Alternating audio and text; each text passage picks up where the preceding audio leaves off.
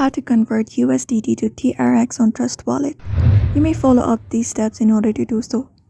So open up Trust Wallet and you should be finding this interface. Now from the given interface, what you can do is tap on the swap in the bottom. You should be finding that option. Go ahead and tap on it. And once you go ahead and tap on it, in this from and to section, you may select the USDT to TRX. But unfortunately, we won't be able to do it when we try to select up that as our crypto. So what you can do instead is you can go ahead and tap on the browser option in the bottom right corner. And once you go ahead and type on it, we will be finding a pancake swap. So if not from here, you can head over to a browser and go to that website. And once you go to the website, what you can do is tap on the top.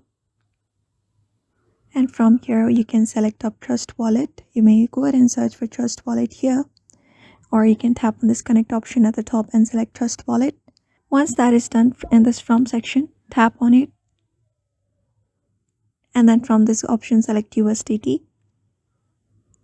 And right below it in two sections, drop it down. And you may select the TRX here.